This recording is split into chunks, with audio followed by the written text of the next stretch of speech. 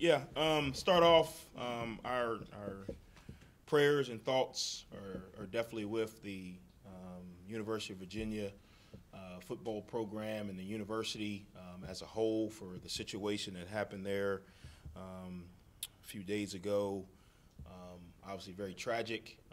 I don't know the details, so I'm not either side. I just know that there are parents without children, there are friends without friends, and there is a community that is heartbroken right now. So our prayers are with Coach and his staff and the rest of the players and the families there as they continue to work through this situation. So Marshall is behind you. Brighter days are ahead, and we pray that you guys continue to find peace in the midst of this storm. So a great weekend for us here at Marshall with the 75 tribute weekend and all that came with that. I know the game is a huge part of that, but there were so many other events that went on, along with that. The weekend, obviously, the fountain ceremony was phenomenal. The speakers, the students that came out, the families that were there, the supporters. Again, a great opportunity for Marshall University to continue to show the country our strength, what family truly means, and why Marshall is so special. So as we continue to honor the 75 in our daily walks, this weekend was a great example of Marshall pulling together. Phenomenal challenge this week. Coach Helton and his staff have done a really good job this season. It's one of those Sun Belt teams that, midway through the first part of the season, upsets a Power 5 program, a traditional powerhouse, if you may say. So definitely got talent on their football team. I think Coach and his staff have done a really good job of changing the culture there as when he got in to what they want it to be. Some connections there. Jared Benko, their athletic director, and myself were together at Mississippi State. He's been a great resource to me long before I got to become a head coach, long before he got to become an AD. Guys on that staff that I know, obviously some really good players. So it's going to be a great challenge, great opportunity to go down and battle another conference opponent. So with that, we'll open up for questions. When you look at what their quarterback is able to do, what kind of challenges he presents as far as defensively for you guys? Yeah, again, what they do is they spread you out, and they kind of force you to play in space, which the more players playing in space, the more you see how much athleticism you truly have or don't have on your team. One of the toughest things in football to do is to tackle a moving object in space. That's why everybody tries to get as many people around the ball in the run game as they can.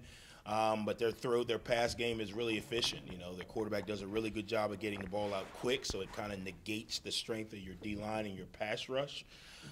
He also does a really good job of making sure he fully understands what the concepts are and what the concepts are trying to achieve. I think his receivers are really good understanding of what's going on and where to break my route and how to flatten off, what coverages mean, certain concepts are coming. You can see as the season's gone on, they've gotten more and more comfortable on offense. Their offensive line does a really good job of defending not only the pass game, but they slip the run in on you, and then all of a sudden you're in pass defense and you're trying to stop the run with 3 or 4 guys. So again, they do a really good job of stretching you out, kind of putting you in space, forcing you to be able to play some basically one-on-one basketball, and that's tough to do in a football game. Are they a little bit like a Coastal coach in how they get rid of it quick and yeah, get to their for skill us, players? it's probably closer to Western Kentucky last year. It's probably what will be the closest comparison, if that makes sense. Coastal was a little bit more triple option mindset. Changed a little bit, not Navy and those type of triple options, but just a little bit of the concepts were triple options where you had a read, a dive, and a pitch. This is a little bit more true spread. Take best matchups, get the ball out of your hands quick, let your players catch the ball running. So we're going to have to do a really good job. We're going to have to do a good job in the back end. We're going to have to do a good job at O-line of getting good, at D-line of getting good push and making sure we're in our rush lane. So hopefully we can get some balls batted down, or hopefully we can get some quick wins at the line and get to them, get them in some longer yardage situations down the distance where we got a chance to get home. But our back end is going to be stretched. And I think, again, when you flip it over, it carries a lot of impact on your offense. You know, the scoreboard has to be non-existent, you know, because you may think, hey, we've gotten up, you know, X amount of points, but 1, 2, 3, and they're back in the thing. So you got to kind of play each play. And then on the offensive side, you can't let their production speed you up or slow you down. You got to be able to stick to your game plan. So it creates some challenges. Going off of that, I mean, does it help? You guys were able to battle back on Saturday. Do you believe that gave you guys some confidence going when you go down there, knowing that you've been able to battle back, and you know this might be kind of a one? Yeah, I mean, I'm not like hoping that we have to battle back because I don't want to get behind. But I think anytime that you can respond, whether that is battling back from 12-0 at JMU, whether that's battling back, you know, last Saturday, or whether that's being ahead and being able to sustain drives and finish games off. I think anytime you can respond, it helps you respond again because you can recall some familiar situations, you know, to the guys. Hey, this is just like, you know, X, Y, and Z. Hey, we've been here before.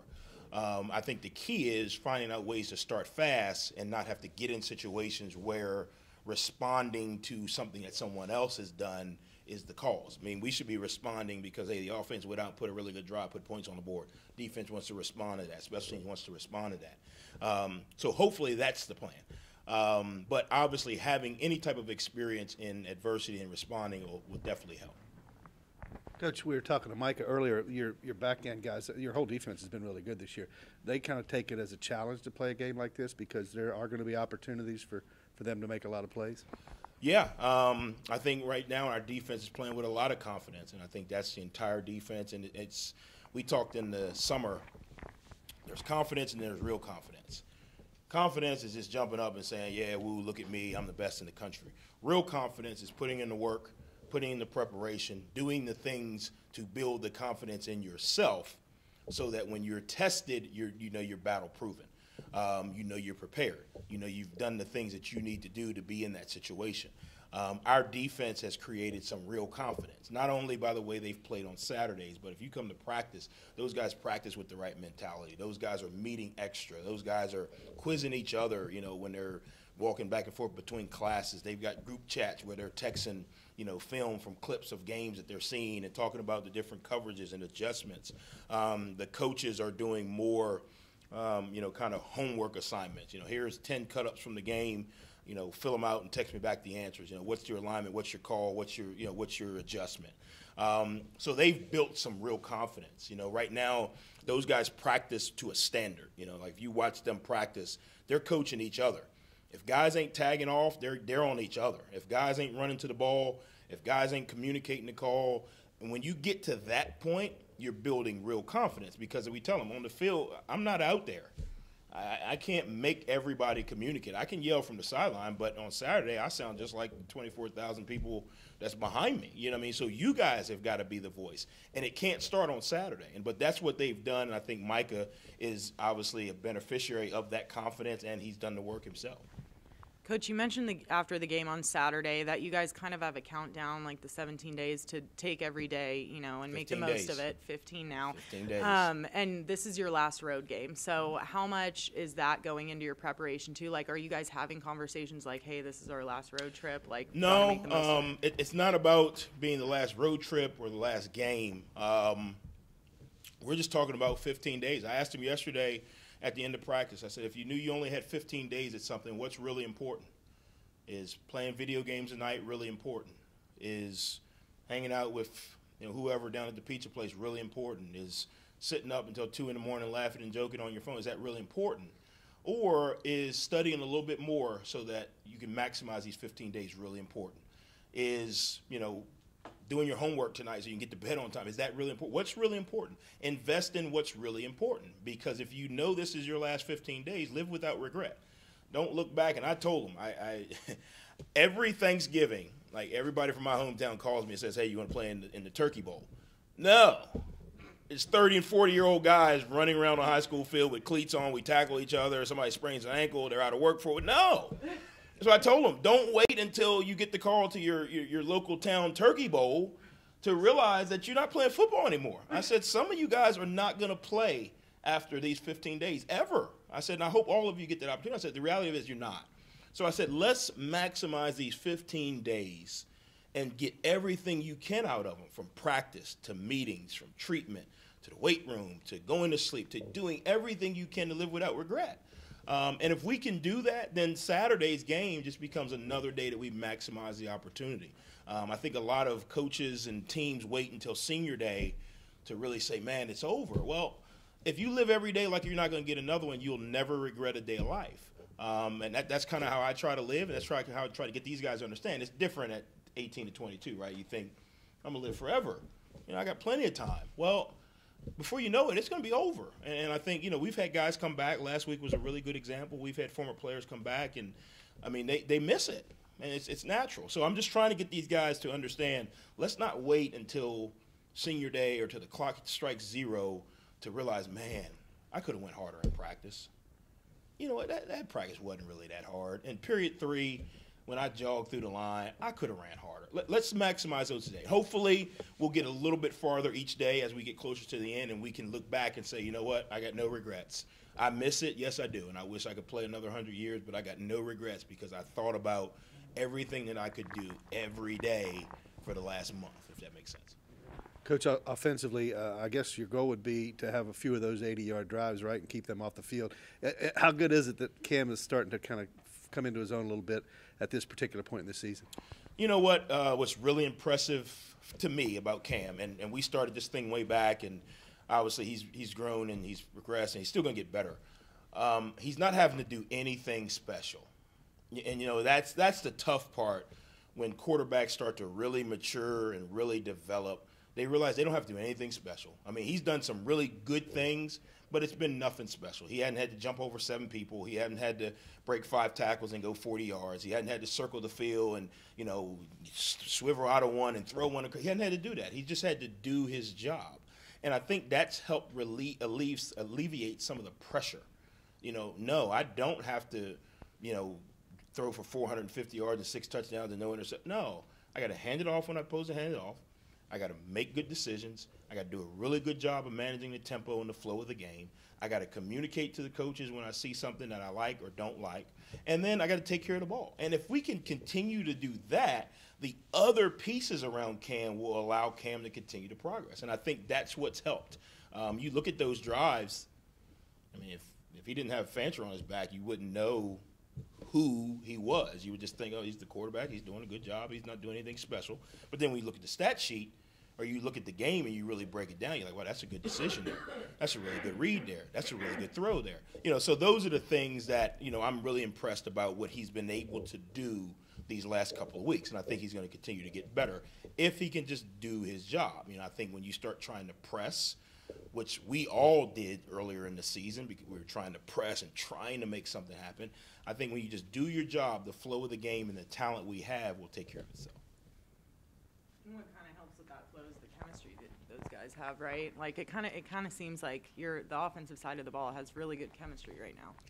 Yeah, because I'm over there all the time. So they're forced to like each other. It's just kind of like like grade school with uniforms. We're all going to dress like. No, I think again, as a team, I think our guys really like each other. I think our guys spend a lot of time together. I think our guys truly enjoy being around each other. We've got a few more characters on defense. When you look at Owen and you look at Kobe, that's kind of like Ace Ventura and Eddie Murphy. It's kind of like just two extreme opposites. But on and on offense, I think we have a lot more. We're younger on offense. So we're a lot more youthful, which there's a good thing. And there's a negative to it. On defense, we're a little older. These guys have been here a while. I joke about Kobe being kind of the union rep because he's been here the longest. So I think that's kind of where you see the difference. But I truly think our team likes each other, which is a good thing. Get overshadowed, but what is the Georgia Southern defense like? Are their numbers skewed just by the style of games they've been in? Yeah, they're actually better than the numbers say. It's almost like the old days when you look at a Big 12 offense or defense, because they practice and rep so much against the pass and so much against tempo and the ball coming out. They don't really get credit for their ability to stop the run or their ability, to play defense. A lot of times, because teams are so far behind, they're having to take chunks. You know what I mean? So you take four shots, you're probably going to hit 2, maybe 1. That's still a big play. So yardage-wise, it gets kind of skewed a little bit. And then again, it gets kind of skewed because teams are having to always try to be explosive on them to catch up. But they do a really good job of stopping the run. I think their linebackers are big and physical guys. I think their back end runs really well. Their back end probably is a little more experienced against the pass because they go against it and they see such a variety of pass concepts from their offense.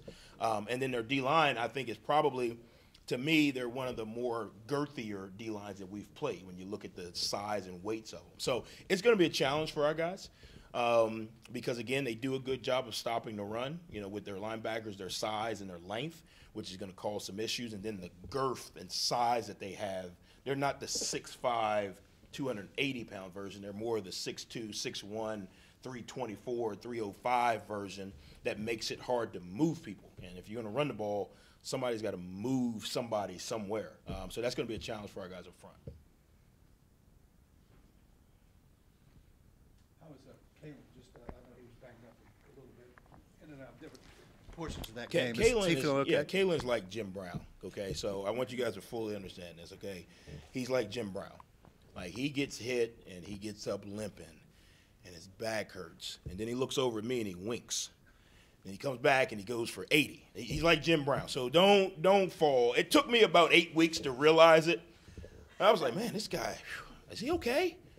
Yeah, I'm okay, coach. I'm like, man, okay. 2 plays later, he gets up slow. He's looking back. He comes back over. He starts winking and smiling. He's like Jim Brown. Okay, so it's a little bit of gamesmanship, I believe. I don't know if I tipped the hat, but it took me about 8 weeks to figure it out. So no way the opponent's got it figured out yet. I see the kid every day. It took me 8 weeks. But, again, I think he's one of those kids who his running style is a physical downhill bruising style. I think part of his strength is he's got really good contact balance.